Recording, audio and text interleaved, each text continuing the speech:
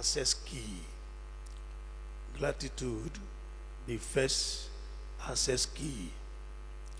How do I enter into the presence of God? How do I enter into the presence of God? Anywhere you see a door, that door has key.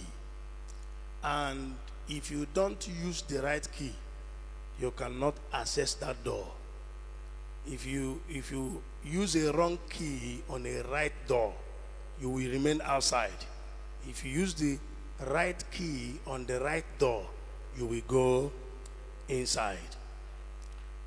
Gratitude is an access key to the presence of God.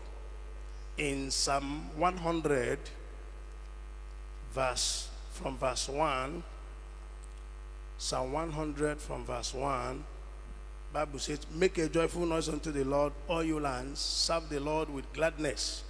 Come before his presence with singing. Know you that the Lord, he is God. It is he that has made us, and not we ourselves. We are his people and the sheep of his pasture. Enter into his gates with thanksgiving, and into his courts with praise. Be thankful unto him and bless his name.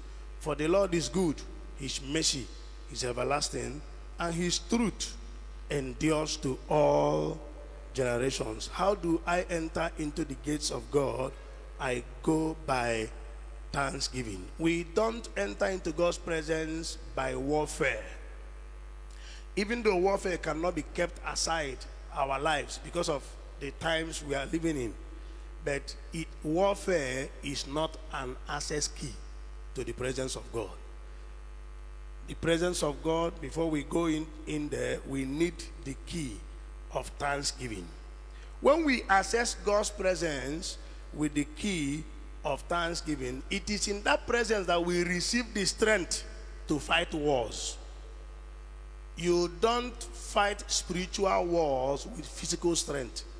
You fight spiritual wars with spiritual strength. And the spiritual strength is drawn from the presence of God. Anybody that is away or outside the presence of God cannot receive what it takes to fight wars. Therefore, we cannot replace the place of thanksgiving and being grateful to God with warfare.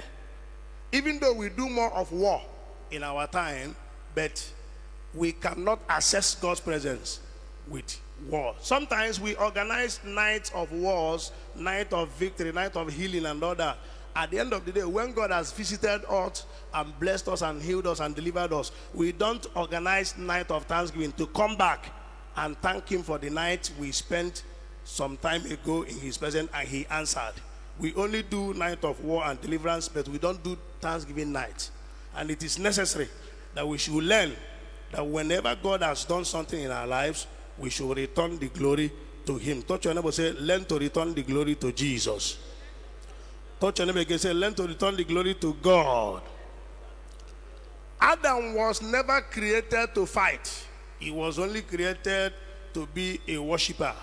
And in worship, you find thanksgiving. I don't think that warfare should be part of worship. Warfare is different from worship. We fight the powers that rise against us, which we cannot overcome by our own powers. We fight those powers by the strength that we have received from the presence of God. Therefore, every one of us should learn how to enter into the presence of God through thanksgiving, through worship, through praise, through adoration. We should learn how to enter the presence of God. Sometimes I want you to, if I have time at the end of this message, we'll just do a little practical. Sometimes I want you to have a little time for yourself and start a prayer with warfare. Just start binding demons, start casting witches and wizards. The more you are doing it, the more you see you are applying strength. Within you, you will know you are fighting and something is leaving you.